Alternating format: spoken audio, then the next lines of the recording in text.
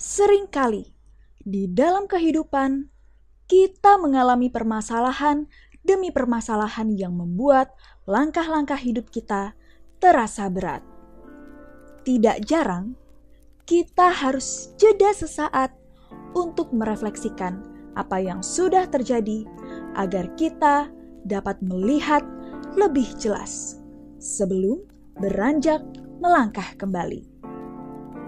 Selamat mendengarkan Jeda Langkah Podcast.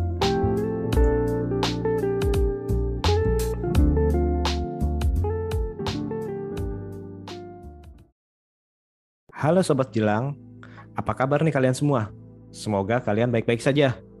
Nah, kembali lagi di episode terbaru dari Jeda Langkah Podcast bersama saya Setiawan. Dan saya Gugus.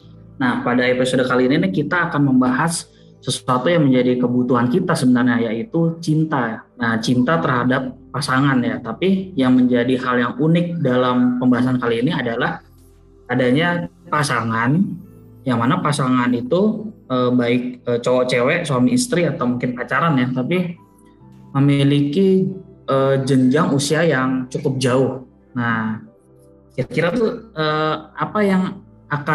badai apa yang akan dia terjang gitu, dan apakah pasangan-pasangan yang beda usianya tuh terpaut cukup jauh gitu selamat menghadapi badai di dalam bahteranya mereka berdua nggak gitu.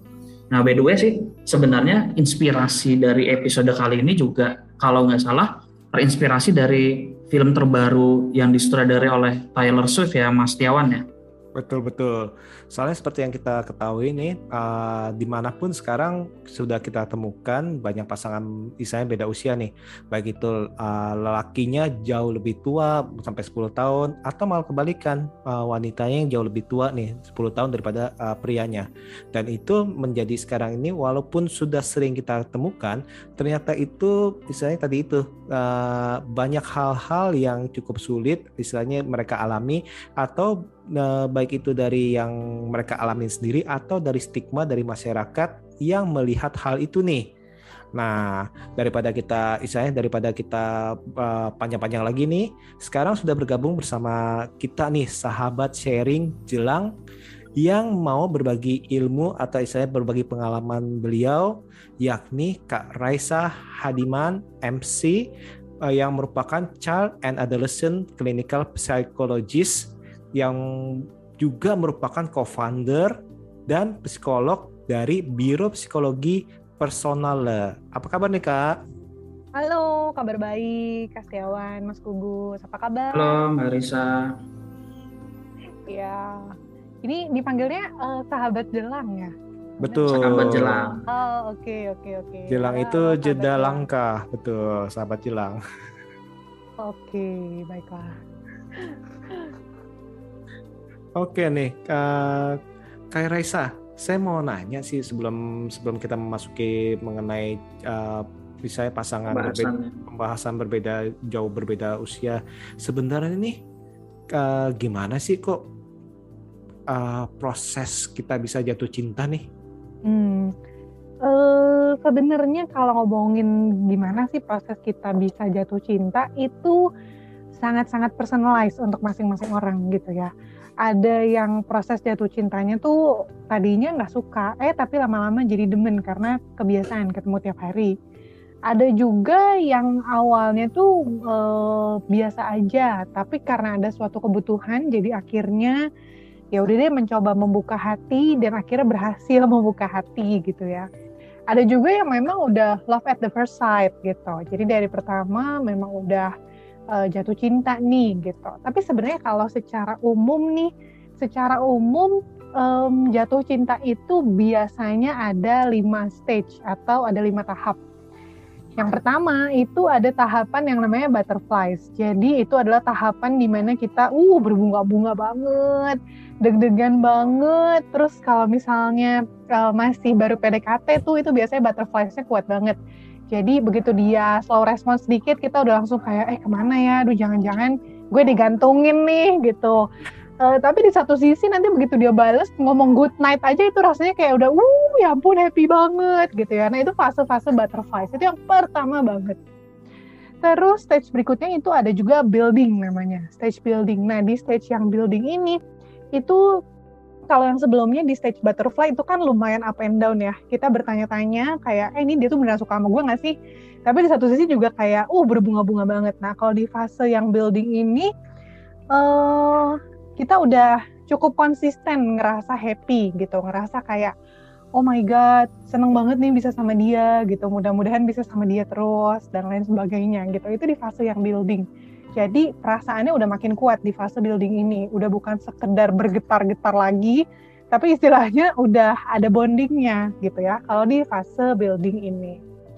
Terus di stage yang ketiga atau di tahap yang ketiga itu ada assimilation. Jadi di tahap ini tuh kita mulai nemuin kayak, kok ada hal-hal di diri aku yang aku nggak punya dia bisa lengkapin. Kok ada sesuatu di diri aku yang aku butuhin selama ini aku nggak dapet, kok dia bisa kasih. Atau bisa juga kita mulai nemuin, ya ampun aku sama dia tuh sama banget.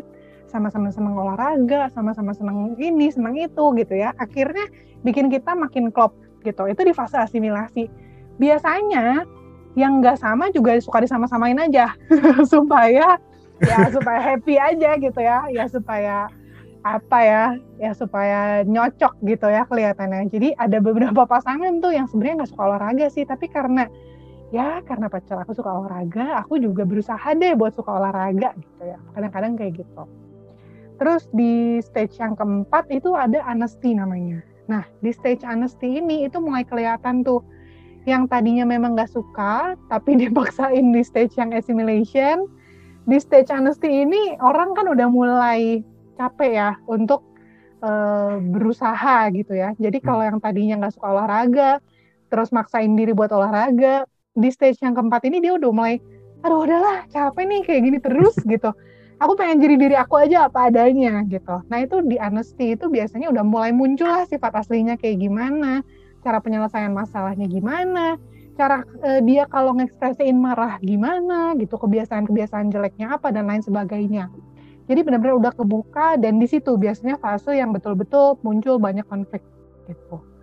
Nah, di stage yang kelima itu ada stage yang namanya bisa dibilang final decision ya. Jadi di stage yang kelima ini setelah menghadapi berbagai kejujuran dan keterbukaan di stage yang keempat, akhirnya di stage yang kelima ini akan diputuskan gitu. Apakah hubungan ini akan berlanjut dan lebih stabil pastinya karena udah saling terbuka nih satu sama lain gitu kan. Jadi udah saling kenal yang aslinya, bukan yang di fase-fase assimilation dan butterfly sebelumnya gitu. Atau bisa juga diputuskan untuk ya udah kita end aja di sini gitu. Jadi kurang lebih sih gambarannya setiap orang tuh biasanya umumnya mengalami 5 stage itu sih ketika mereka jatuh cinta. Begitu. Wow. Ya jatuh cinta itu berarti memang ada satu proses yang dia itu menggebu-gebu dulu ya. Jadi kayak bisa dikatakan tuh cinta buta gitu kali ya. Kalau ada statement cinta buta itu gimana tuh Mbak ya?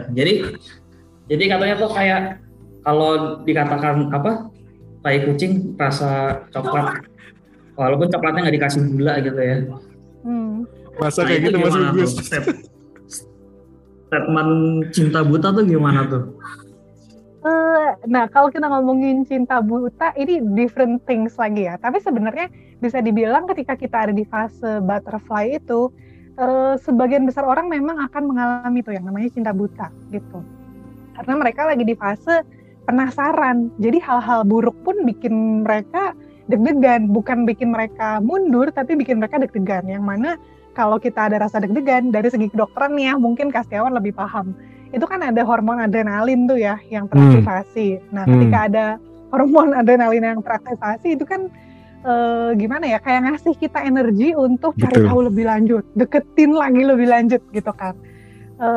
Ya jadi bisa dibilang sebenarnya dari awal tuh mungkin udah ada refleksnya gitu. Sebenarnya dari awal tuh udah ada tanda-tanda bahwa he's not the one, she's not the one gitu. Tapi karena kita masih di fase butterfly, semuanya kerasanya ya itu kayak tadi ya, tai kucing rasa coklat gitu kan. Begitu. Tapi kalau kita ngomongin orang yang pacaran udah lama misalnya, dia pacarannya udah lama, itu mah kagak mungkin masih di fase butterfly lah gitu. Itu pasti udah di fase apa ya, harusnya udah di fase stability misalnya. Tapi kita ngelihat kayak kok ngapain ya dia sama pasangannya yang itu gitu, kok udah diselingkuhin, udah diginiin, udah digituin, kok masih aja bertahan 5 tahun, 6 tahun gitu ya. Itu kan juga sering disebut sebagai cinta buta, Prof. Nah, kalau itu udah bukan hormon adrenalin lagi tuh yang berperan gitu ya. Udah bukan rasa deg-degan lagi yang berperan, tapi itu kompleks ya. Bisa jadi karena memang dia merasa kebutuhan dia yang mungkin orang-orang lain nggak lihat, tapi dia punya, itu bisa dilengkapin sama pasangannya gitu.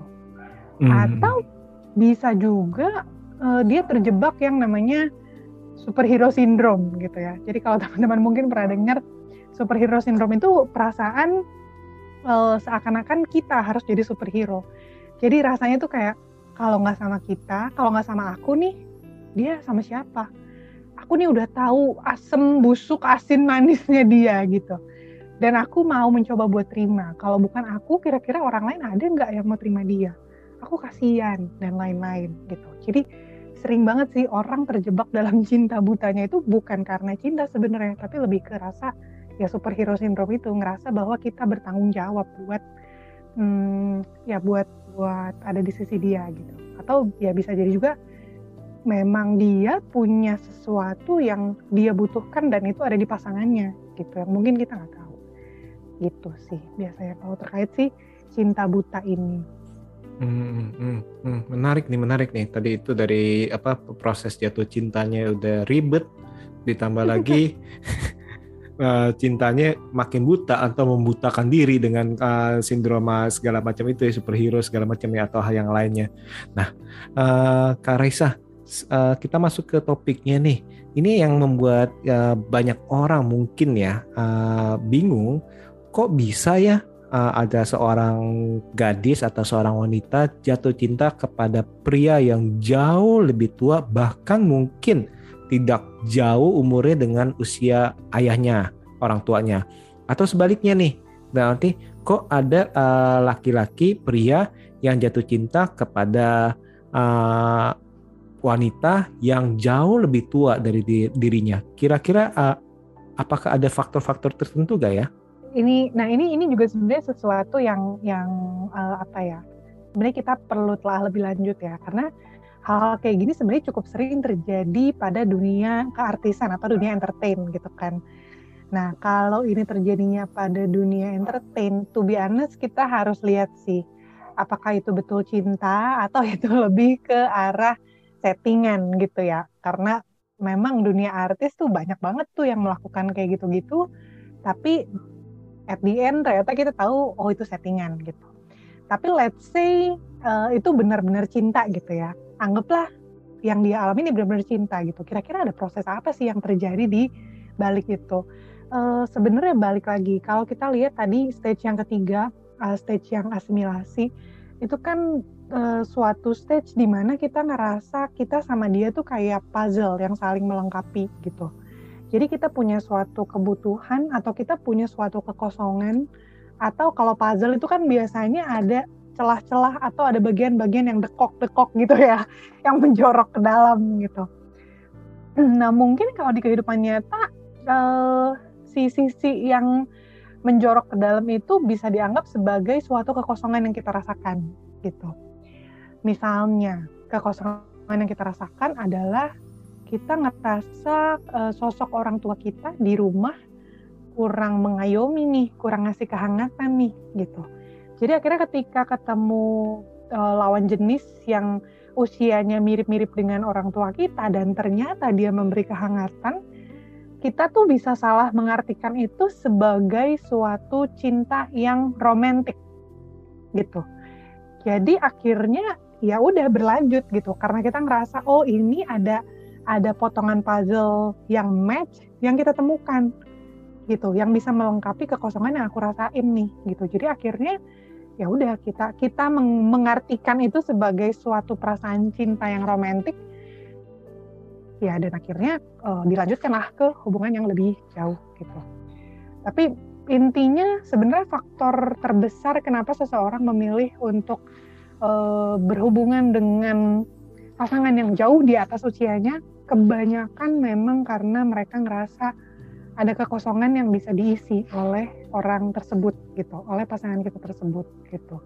Ya sebaliknya juga kenapa orang yang usianya jauh lebih di atas kok milihnya anak-anak masih kecil gitu ya. Nah itu juga sama sih sebenarnya, ada suatu kekosongan yang ternyata mereka merasa bisa diisi oleh anak-anak yang lebih kecil ini gitu ya. Entah itu misalnya pride, biasa kan gitu ya, kadang-kadang kalau misalnya kita udah tambah umur tapi kita berhasil gitu, istilahnya kita berhasil menggaet pasangan yang lebih muda, itu kan di situ juga ada pride.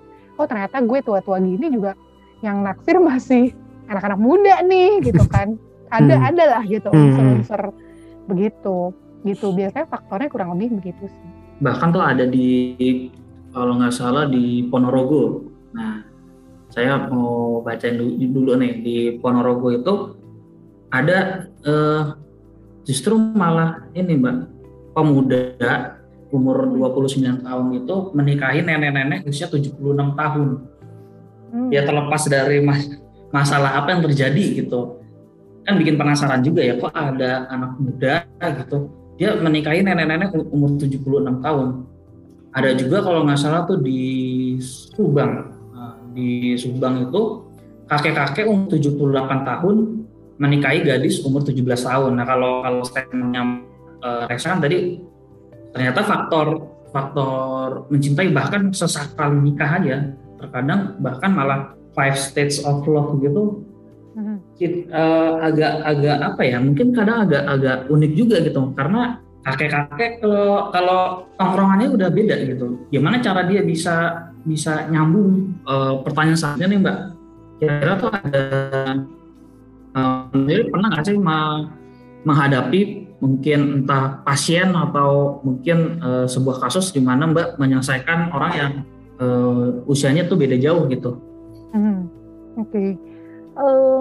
Nah mungkin kayaknya saya perlu jelasin dulu nih tentang triangular of love ya. Jadi dikatakan, ini teorinya jujur saya lupa siapa pencipta teorinya, tapi judul teorinya adalah tentang triangular of love. Jadi dia bilang kalau cinta yang lengkap gitu ya, itu mengandung 3 unsur. Yang pertama ada intimacy, kehangatan, perasaan dekat gitu ya. Terus yang berikutnya ada komitmen, dan yang ketiga itu ada passion atau gairah gitu, keinginan untuk ya istilah awamnya mah nafsu gitu ya. Nah memang kalau di psikologi sendiri sebenarnya kan kita kenal kriteria lawan jenis atau kriteria suatu hal yang bisa menggugah gairah kita itu kan macam-macam ya. Ada yang bergairah kalau misalnya lawan jenisnya misalnya pakai baju yang gelap gitu, atau ada yang bergairah kalau misalnya lawan jenisnya gimana dan macam-macam lain sebagainya gitu. Nah, ada juga beberapa orang yang ternyata ngerasa bergairah kalau misalnya dia berhubungan dengan orang yang jauh lebih dewasa daripada dia gitu, dan itu adalah bentuk passionnya gitu. Kemudian mungkin pada beberapa orang mereka juga merasa bahwa secara intimasi orang yang usianya jauh berbeda dengan dia itu bisa memberikan kehangatan yang jauh lebih baik dibandingkan orang-orang yang usianya nggak jauh beda dengan mereka gitu. Kemudian berikutnya dari sisi komitmen juga, mungkin untuk orang-orang yang yang masih muda gitu ya, dia kenapa sih kok bisa-bisanya kegaet gitu ya sama orang yang ya ampun itu udah nenek-nenek misalnya gitu kan. Mungkin bagi mereka sosok yang nenek-nenek itu lebih bisa menjaga komitmen dibandingkan orang-orang muda gitu. Bisa jadi mereka berpikir seperti itu gitu. Makanya ketika dia menjalin hubungan dengan ya katakanlah nenek-nenek gitu ya, mereka merasa bahwa ini adalah bentuk cinta yang komplit nih, bentuk cinta yang lengkap. Saya merasakan kehangatan, merasakan intimasi, saya merasakan komitmen. Ini sang nenek ini bisa menjaga komitmen, gak akan selingkuh sana sini gitu ya, karena gak akan ada lagi nih orang yang memperebutkan dia mungkin, jadi ada rasa secure gitu. Dan mungkin buat dia juga sosok yang jauh lebih tua itu bisa membangkitkan passionnya atau gairahnya gitu. Jadi memang kalau kita lihat dari kacamata umum ya, itu sesuatu yang ya ampun, kayak nggak ada orang lain aja gitu ya. Mungkin kita pengen ngomong gitu. Tapi untuk beberapa orang, ya dengan segala situasi yang pernah dia alamin mungkin ya, dengan segala pengalaman yang pernah terjadi gitu di kehidupannya dia, lika-liku percintaannya dia yang mungkin kita juga nggak tahu, bisa jadi gitu. Ada pola pikir seperti itu yang menganggap kalau ya udahlah, kayaknya sama orang yang jauh lebih dewasa ini akan memberikan rasa secure yang lebih baik gitu buat saya. Mungkin bisa jadi begitu. Nah, terus nyambung ke pertanyaan berikutnya. Tapi ini sebelumnya suara saya kedengeran jelas nggak ya? Kedengeran. Jelas. Oke. Yang berikutnya tadi tentang pernah nggak sih nanganin klien nih dengan masalah perbedaan usia jauh gitu ya? Jujur ya, selama ini klien-klien yang datang tuh justru permasalahannya bukan pada usia. Jadi jujur terkait dengan klien yang perbedaan usianya jauh, kita belum pernah nih nanganin klien yang beda usianya jauh dan mereka berkonflik gitu. Justru kebanyakan memang yang kita tahu nih, orang-orang yang beda usianya jauh, tapi yang nggak sampai yang kayak yang tadi Mas Gus bilang ya, 24 tahun dengan nenek-nenek 76 gitu ya. Jujur itu kita juga in real life kita belum pernah temuin sih gitu. Tapi sejauh ini kalau yang kita lihat untuk yang perbedaan usianya kayak cuma 8 tahun, 10 tahun gitu ya, 12 tahun gitu. Justru mereka tuh bisa jadi pasangan yang saling melengkapi. Jadi kalau yang satunya lagi dominan, yang satunya nih bisa lebih manut gitu. Kalau yang satunya merasa lebih berpengalaman, yang satunya yang lebih muda ngerasa oh ya udahlah memang dia beda usianya juga jauh di atas saya. Jadi dia pengalamannya lebih banyak, mungkin dia lebih paham gitu. Jadi kalau yang satunya lagi meninggi, yang satunya bisa mengalah gitu. Justru yang kita perhatikan begitu. Nah di pasangan-pasangan yang masih relatif muda dan beda umur yang nggak terlalu jauh, justru konflik itu yang sering kali terjadi. Dua-duanya nggak mau ngalah, dua-duanya ngerasa dominan gitu, dua-duanya ngerasa berhak untuk memberikan pendapatnya dan lain sebagainya. Gitu sih. Jujur kalau selama saya praktek, yang pastinya belum lama sih prakteknya, tapi sejauh ini saya pribadi belum nemuin sih kasus untuk keluhan couple yang disebabkan karena beda usianya jauh. Mungkin itu kali ya, kalau usianya sudah terlalu jauh tuh tidak perlu psikolog kali ya. Dia sudah sangat confident dalam menghadapi bahtera kehidupan. Bisa jadi, benar. Nah, tapi masalahnya gini loh. Seringkali itu permasalahan yang timbul, kita ambil kata itu memang banyak permasalahan-permasalahan istilahnya dari pasangan tersebut, di mana mungkin awalnya itu perlu istilahnya adaptasi antara dalam arti yang muda ke yang tua. Misalkan lelakinya jauh lebih tua, terus istilahnya wanitanya jauh lebih muda yang masih mau istilahnya having fun sama teman-temannya segala macam. Terus habis itu gimana kekasih lelakinya itu diajak yuk main nih sama teman-teman gue nih, cuman kan mungkin rasanya kan aduh kok rasanya kayak gini. Mungkin kan itu kan permasalahan kayak gitu kan pasti kan biasanya ada nih. Tapi ternyata ada beberapa masalah yang mungkin istilahnya timbul di luar mereka, yang bisa dibilang serius juga serius, dibilang bisa diabaikan juga bisa. Nah, masalah ini adalah masalah judgement atau stigma masyarakat atau orang sekitar ini terhadap pasangan ini, di mana kadang-kadang ini misalkan pria yang jauh lebih tua, saya mempunyai kekasih atau pasangan yang jauh lebih muda, dibilang wah nih tanda kutip om genit nih, misalnya om puber kedua nih, om istilahnya banyak itulah yang ngomong nih. Atau sebaliknya nih, anak perempuan atau wanita yang jauh lebih muda mempunyai pasangan kekasih yang jauh lebih tua, dalam arti itu sering dicap kamu ini gold digger aja, kamu ini istilahnya ya semuanya hal-hal yang negatif nih, padahal belum tentu hal itu terjadi, yang mana kemungkinan besar mungkin juga yang mereka itu memang jatuh cinta dengan tulus-tulusnya. Nah, kalau dari Kak Raisa sendiri itu melihat istilahnya stigma masyarakat masih seperti itu gimana nih? Iya. ngomongin stigma ini menarik. Mungkin pertama-tama saya ngerasa saya perlu ngelurusin dulu tentang stigma yang ini. Jadi banyak banget orang yang bilang kalau misalnya ibu-ibu 50 tahun pacaran sama laki-laki 30 tahun gitu ya, atau bapak-bapak 60 tahun pacaran sama perempuan 25 tahun gitu. Itu tuh seringkali distigmanya sebagai pedofil. Gitu kan. Dibilangnya juga ya. Pedofil gitu kan sering dibilangnya. Nah, saya perlu ngelurusin dulu bahwa yang dimaksud pedofil itu kalau kita punya passion atau punya gairah pada anak-anak yang belum puber gitu. Jadi kalau usianya 30 tahun, kalau usianya 25 tahun itu kan usia-usia sudah puber ya. Jadi itu bukan pedofil gitu. Nah, mungkin itu dulu aja yang perlu aku lurusin pertama-tama. Nah, terus yang berikutnya terkait dengan stigma-stigma masyarakat. Memang gini, basicnya di kultur kita di Indonesia nih terutama gitu ya. Mungkin di luar negeri juga, tapi di Indonesia dan di Asia kayaknya lebih kuat gitu.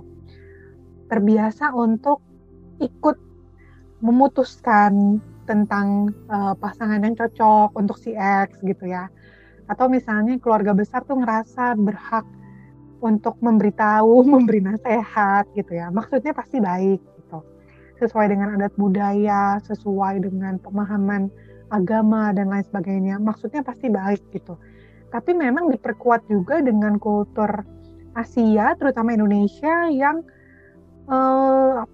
cukup ya gotong royong mungkin ya istilahnya ya. Jadi pemilihan pasangan aja tuh gotong royong, istilahnya begitu tuh. Jadi dalam memilih pasangan tuh kan kita perlu penerimaan bukan cuma dari kita aja tapi dari orang tua juga. Kadang-kadang dari kakek nenek juga, dari om tante pun juga. Betul. Dari om tante, dari bude, pak de, bule, pak le gitu kan. Dari berbagai sisi lah, bahkan dari pertemanan pun juga gitu kan. Kalau misalnya teman-teman kita nggak terima, terus akan-akan, aduh gimana nih gitu, ini something big gitu kan yang perlu dipikirkan gitu. Padahal kalau kita lihat di luar negeri ya, mungkin ada juga sih pandangan kayak, wah kok dia pasangannya tua banget, beda umurnya gitu. Tapi karena orang di luar negeri lebih individualis, jadi mungkin mereka juga walaupun berpikir begitu, nggak akan mereka katakan gitu. Beda dengan orang-orang di sini karena merasa berhak untuk memberitahu atau merasa perlu untuk memberitahu, jadi akhirnya judgement seperti itu tuh jadi kuat sekali gitu. Nah sebenarnya kalau kita ngomongin tentang undang-undang negara, ini saya bukan ahli hukum, jadi sebenarnya saya nggak terlalu paham, tapi setahu saya pernikahan itu legal kalau misalnya sudah mencapai batas usia tertentu. Saya lupa sih tepatnya berapa, kalau nggak salah perempuan 17, laki-laki 18 atau berapa gitu. Tapi jadi intinya sebenarnya secara hukum, mau usia 50 menikahi umur 20, mau usia 30 menikahi umur 80 gitu. Sebenarnya secara hukum sih itu legal gitu. Dan secara psikologis pun kalau misalnya memang mereka tetap cukup adaptif di lingkungan gitu ya. Mereka ya dengan punya pasangan yang seperti itu mereka tetap bisa bekerja, dengan punya pasangan yang seperti itu mereka tetap bisa menjalani kehidupannya sehari-hari dengan baik gitu ya. Ya sebenarnya sih juga nggak ada masalah gitu. Cuma ya memang balik lagi karena kita hidup di lingkungan sosial, jadi beberapa pandangan orang tuh pasti sangat penting untuk jadi masukan juga gitu, untuk kita pertimbangkan. Kalau misalnya memang kita ngerasa kayaknya saya nggak akan bisa hidup tenang nih kalau misalnya saya nggak ngikutin nasihat dari orang tua saya gitu. Oh ya udah, kalau gitu berarti kita harus ngambil keputusan. Kalau orang tua nggak setuju ya berarti kita perlu ngambil keputusan apa nih gitu. Tapi kalau kita ngerasa kayaknya saran dari orang tua saya ini masih negotiable gitu ya. Oh ya udah monggo gitu, silakan diambil keputusan. Intinya jangan sampai satu keputusan di hidup kita membuat mental health kita terganggu, gitu aja sih sebenarnya yang paling penting. Oke, berarti mereka-mereka yang usia rentangnya cukup jauh juga menghadapi ini ya, istilahnya mentalnya tuh udah lebih kuat tuh dalam menghadapi stigma-stigma yang barusan tadi itu. Oh iya banget, pasti pasti diomongin, dan biasanya yang dapat stigma negatifnya itu yang usianya lebih tua ya. Ya. Begitu. Soalnya mereka dianggap sebagai seseorang yang harusnya lebih tua, lebih bijak dong, lebih bisa mengayomi. Kok sementara kamu malah istilahnya kayak menjermuskan orang-orang yang lebih muda gitu. Oke. Nah, Mbak Raisa nih, mungkin pertanyaan terakhir nih. Kira-kira ada apa ya, mungkin tips dan trik atau mungkin saran nih supaya pasangan-pasangan beda usia gitu, atau enggak ya mungkin pasangan pada umumnya deh, supaya mereka tuh tetap langgeng atau tetap ya bisa menghadapi badai yang mereka jalani gitu. Kunci utamanya itu udah pasti di komunikasi. Ini udah resep basic untuk setiap hubungan, nggak cuma hubungan relationship yang romantis aja, yang pasangan aja, tapi juga hubungan pertemanan, hubungan dalam keluarga gitu. Kunci basicnya adalah komunikasi gitu. Jadi untuk supaya kita bisa langgeng ya kita perlu untuk mengkomunikasikan pikiran dan perasaan kita di waktu yang tepat dengan cara yang tepat gitu. Seringkali kan kita justru memilih untuk pasif ya. Mau mikirin apa juga kita nggak usah ngomong aja deh, dipendem aja deh gitu. Atau kita marah, ya udah deh anggap aja nggak ada masalah apa-apa, anggap aja angin lalu gitu ya. Itu kan komunikasi yang pasif. Atau bisa sebaliknya, kita berkomunikasi dengan cara yang agresif. Kalau kita nggak suka langsung marah-marah, kalau kita nggak suka langsung maki-maki gitu. Atau pada saat kita marah, kita omongin tuh semua omongan-omongan yang menyakitkan. Nanti kalau marahnya udah reda, kita nyesel. Duh, kenapa tadi ngomong kayak gitu ya. Itu yang sering kali terjadi dan akhirnya bikin suatu hubungan tuh tidak berjalan dengan lancar, nggak langgeng gitu jadinya. Nah, yang harus dilakukan itu berkomunikasi dengan asertif, yaitu tadi memilih untuk mengungkapkan apa yang kita pikirkan dan yang kita rasakan ya dengan cara yang tepat, di waktu yang tepat gitu. Ketika kita marah, ketika kita nggak suka, kan kita bisa cukup ngomong, aku nggak suka nih kalau kamu gini gitu. Kan nggak perlu ngomong sampai gimana sih jadi orang bla bla bla bla gitu. Itu kan dua hal yang berbeda ya. Menyampaikan rasa marah itu tidak harus dengan cara memaki-maki gitu. Ya sebenarnya kunci yang paling utamanya banget itu di komunikasi. Terus yang berikutnya udah pasti komitmen. Dan ini harus dari dua belah pihak. Kalau misalnya komitmen hanya dari salah satu pihak, ya udah pasti itu bukan komitmen jadinya gitu. Tetap tidak bisa berjalan gitu. Harus dari dua belah pihak, sama-sama jaga kesetiaan, sama-sama jaga prinsip keluarga, sama-sama jaga ya hubungan dengan baik gitu. Jaga apa ya? Ya jaga nama baik sesama pasangan gitu. Itu juga suatu hal yang penting. Komitmen ini suatu hal yang bisa dibilang makin sini makin langka kali ya. Soalnya makin sini kayaknya makin sering nih kita dengar kasus perselingkuhan lah. Ini yang baru-baru ini mungkin ada yang pernah dengar salah seorang YouTuber terkenal banget. Ini boleh disebut nggak sih namanya? Jangan. Oh, jangan. Padahal sih saya nggak tahu juga, tapi jangan dulu. Lokal apa luar? Lokal dia. Dia YouTuber terkenal di Indonesia. Inisialnya N, inisial aja ya. Inisialnya N. Nah itu dia pacaran 5 tahun. Udah banyak lah orang-orang yang ngefans dan nge-ship mereka untuk bisa sampai pelaminan gitu. Tapi ya ternyata dia update status di Twitter dan bilang kalau ya intinya pacarnya itu selingkuh gitu. Jadi ya sebenarnya kalau kita ngomongin soal komitmen ini adalah suatu persoalan yang makin sini kayak makin dipertanyakan, ada nggak sih orang yang masih menjaga komitmen gitu. Ya jadi kalau misalnya teman-teman di luar sana, tadi sahabat jalang ya namanya ya, sahabat jalang di luar sana yang sudah berhasil menemukan pasangan yang bisa saling berkomitmen dan berkomunikasi dengan baik, dijaga dengan baik-baik supaya kedepannya hubungan bisa semakin lancar. Oke. Wah, gimana nih sahabat jelang nih, menarik ya pembahasan kita episode kali ini ya, dari istilahnya proses kita jatuh cinta, terus ngomongin soal cinta itu buta, terus abis itu ngomongin istilahnya perbedaan usia nih.